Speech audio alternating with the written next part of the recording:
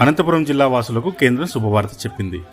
విదేశీ నిధులు పొందేందుకు రూరల్ డెవలప్మెంట్ ట్రస్ట్ ఆర్డీటీకి కేంద్ర హోంశాఖ అనుమతి ఇచ్చింది.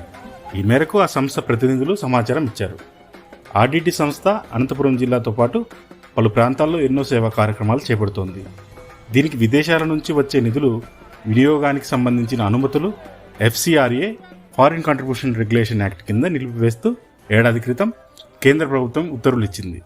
దీంతో ఆ సంస్థ ఫారిన్ కంట్రిబ్యూషన్ ఖాతాలో ఉన్న నిధులను వినియోగించడానికి ఆటంకం ఏర్పడింది. ఫలితంగా ఈ సంస్థ చేపడుతున్న విద్య, వైద్యం, స్వయం ఉపాధి కార్యక్రమాలు అమలుకు అంతరాయం కలిగింది. ఈ సమస్య పరిష్కారానికి రాష్ట్ర ప్రభుత్వం చొరవ తీసుకుంది. సీఎం చంద్రబాబు, మంత్రులు, ఎంపీలు దీన్ని కేంద్ర ప్రభుత్వం దృష్టికి తీసుకెళ్లారు. కేంద్రం నుంచి శుభవార్త రావడంతో జిల్లా ప్రజా ప్రతినిధులు హర్షం వ్యక్తం చేస్తున్నారు. నమస్కారం. అనంతపురం జిల్లా అత్యంత వెనకబడినటువంటి ప్రాంతం, దుర్భిక్ష ప్రాంతం.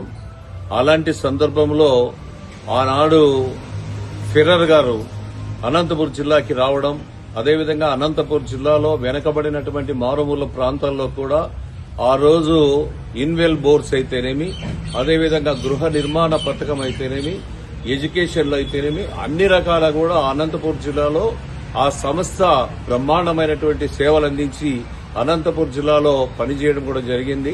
ఈ సంస్థకి ముఖ్యంగా చూసినట్లయితే 24 మునుపు అన్యాయం జరిగింది. FCRI ఫండ్స్ అనేవి రద్దు చేసేదానికి ఆ రోజు రద్దు చేయడం కూడా జరిగింది. అలాంటి సందర్భంలో ముఖ్యంగా 24 తర్వాత అధికారంలోకి వచ్చిన తర్వాతే NDA ప్రభుత్వంలో ముఖ్యంగా ప్రధానమంత్రి గారు అయితేనేమి, గౌరవ ముఖ్యమంత్రి చంద్రబాబు నాయుడు గారు అయితేనేమి, IT శాఖ మంత్రులు, ఎడ్యుకేషన్ మంత్రి అయినటువంటి నారా లోకేష్ గారి యొక్క సహాయ సహకారాలతో నిన్నటి రోజునే FCRIకి సంబంధించినటువంటి క్లియరెన్స్ కూడా రావడం జరిగింది. చాలా సంతోషదాయకం.